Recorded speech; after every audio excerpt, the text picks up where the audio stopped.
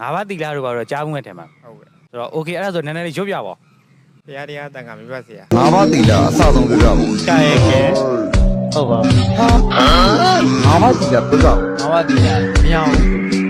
ဒီဗီဒီယိုဟာရည်စရာမဟုတ်ပါဘူး။လောင်စရာမဟုတ်ပါဘူး။ပြည့်ရပြည့်စရာမဟုတ်ပါဘူးခင်ဗျာ။ဒီလူငယ်လေးတွေကိုလည်းအထင်မသေးပါဘူး။ကျွန်တော်စိတ်မကောင်းဖြစ်မိရပါ။ကျွန်တော်လူရဲ့ဘုရားဘာသာဝင်တွေကလည်းစိတ်မကောင်းဖြစ်ကြမယ်လို့ယုံကြည်မိပါတယ်ထင်မိပါတယ်။ဒါတွေကဒီကလေးတွေမှာအပြစ်ရှိရမဟုတ်ပါဘူး။ကျွန်တော်မိဘတွေပေါ်မှာမူတည်ပါတယ်။ကျင်လဲတဲ့ပတ်ဝန်းကျင်ပေါ်မှာမူတည်ပါတယ်ခင်ဗျ။ဟိုတနေ့က comment တစ်ခုမှတွေးလိုက်တယ်လို့ပဲကျွန်တော်တို့ရွာကလူတွေအညာကလူတွေကလူတိုင်းကိုမိသိတယ်ဆိုပြီးတော့ကောင်မလေးတယောက်ကဝင်မှတ်ထားတွေ့လိုက်တယ်အများဖြစ်တော့လည်းမဟုတ်ဘူးလားဆိုဟုတ်တယ်ဗျကျွန်တော်တို့မျိုးကြီးပြားကြီးမှာနေတဲ့မြို့နေလူတန်းစားရဥပုပ်နေတွေကိုဖုံးကြောင်းသွားအကောင်မှန်မသိတော့ဘူးပေါ့နော်ဒါကတော့အခြေအနေနဲ့အချိန်ကမြို့ပေါ်မူတည်ပြီးတော့နေရာပေါ်မူတည်ပြီးတော့ကျောင်းကံဖျားတွေကိုအသွားလာနေတယ်ပေါ့နော်မြို့နေလူတန်းစားကြီးအဲ့တွေကိုသားသမီးတွေကိုတော်ဖို့ပဲကျောင်းနေတင်တန်းနေအလီအပြိုင်ဆိုင်ထားကြတယ်ကျွန်တော်ဓမ္မစကူပြဇက်တွေမှာလူကျွန်းလူကောင်းလို့ဒါကလေးတွေနဲ့ပတ်သက်ပြီးတော့ကျွန်တော်ပြဇက်ကိုပညာပေးပြဇက်တွေရိုက်လို့ပေါ့မီလီယံနဲ့ချီပါတယ်ကျွန်တော်ပြေမှာဝင်ကြည့်လိုက်ပါမကြည့်ရသေးတဲ့လူတွေအတွက်ပြောတာပါကျွန်တော်ကိုကြီးသိပြီးပြောတာမဟုတ်ပါဘူးကျွန်တော်ကလူငယ်တွေကိုတန်ဖိုးထားပါတယ်ကျွန်တော်လူငယ်တွေကိုအရင်တန်ဖိုးထားတယ်ဘာလို့ဆိုတော့ကျွန်တော်လူငယ်တွေကတစ်ချိန်မှာနိုင်ငံရဲ့တယံဇာတအရင်းမြစ်တွေဖြစ်ပါတယ်တစ်ချိန်မှာလူကြီးဖြစ်လာရင်စိတ်ထားမကောင်းဘဲနဲ့လူကြီးဖြစ်လာရင်ဘယ်လိုလုပ်မလဲစိတ်ဓာတ်တွေမကောင်းဘဲအတ္တကြီးပြီးတော့တကူကောင်းဆန်ပြီးတော့လူကြီးဖြစ်လာရင်ဘယ်လိုလုပ်မလဲဘာသာရေးအခြေခံမရှိဘူးယဉ်ကျေးလိမ္မာအသိမရှိဘဲနဲ့လူကြီးဖြစ်လာရင်ဘယ်လိုလုပ်မလဲအဲ့အတွက်မိဘတွေမှာအရန်လိုအပ်ပါတယ်ကျွန်တော်ပထမပညာပေးပြဇလန်းမှာပြောခဲ့သလိုပဲ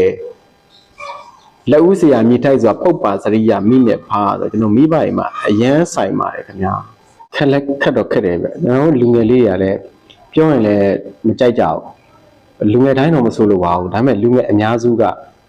ဂိမ်းနဲ့ပဲအချင်းကုန်နေရပေါ်ပင်နဲ့ပဲအချင်းကုန်နေအဲဒီအရွယ်ရောက်မလို့ရှိသေးရဲ့မိန်းကလေးတွေကလည်း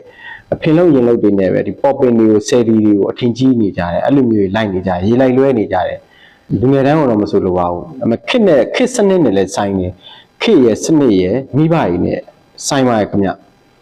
အဲ့တွေကျွန်တော်တို့အရွယ်ရောက်နေတဲ့လူလက်တန်းစားတွေလူကြီးတွေမိဘတွေဆရာသမားတွေရဟန်းတန်ဃာတွေအားလုံးပူပေါင်းဆောင်ရွက်ဖို့လိုအပ်ပါတယ်ဗုဒ္ဓဘာသာခံယူထားပြီးဘာသာရေးအသိမှမရှိဘူး၅ပါးသီလမှနားမလည်ဘူးဆိုရင်တော့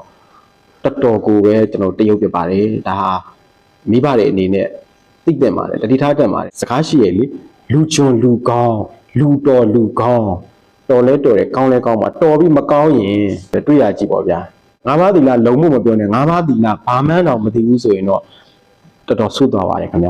နောက်တစ်ခုကတရဏဂုံဗုဒ္ဓဘာသာမှာမှန်တရဏဂုံသိရမယ်ဗုဒ္ဓဘာသာမှန်တရဏဂုံသိရမယ်ဗုဒ္ဓဘာသာတရဏဂုံသိဖို့မပြောနဲ့တရဏဂုံဆိုတာဘာမှမသိဘူးဆိုတော့သွားပြီပေါ့ဗျာအဲ့ဒါကမျိုးဝလာဗုဒ္ဓဘာသာဝင်တော့မှအနေဆုံးဖြစ်သွားပြီ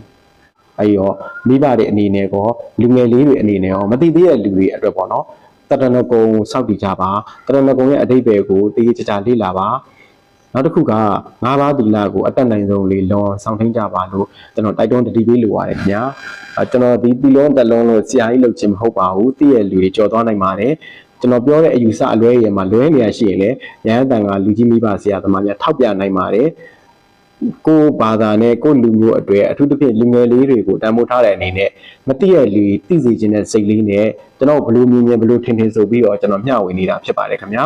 တက်လုံးတီလုံးတက်လုံးလည်းမဟုတ်ပါဘူးကျွန်တော်တို့တောင်မှအရွယ်ရောက်လာမှဒါတွေကိုဘာသာရေးကိုလိုက်စားတတ်လာမှစာပေဖတ်လာမှကျွန်တော်ပိုသိလာတာအဲ့တွေကျွန်တော်တို့လူငယ်လေးတွေလည်းဘာသာရေးအသိလေးအခြေခံအုံမြင့်လောက်တော့သိထားတဲ့နဲ့စောက်တည်ထားတဲ့နဲ့ဓမ္မသာလျင်အကျိုးရှိမည်ဓမ္မသာလျင်အကုသိုလ်နေမည်ဓမ္မသာလျင်ဗုဒ္ဓဘာသာဝင်စစ်ဖြစ်မည်လို့ကျွန်တော်တိုက်တွန်းတတိပေးလိုပါတယ်ခင်ဗျာ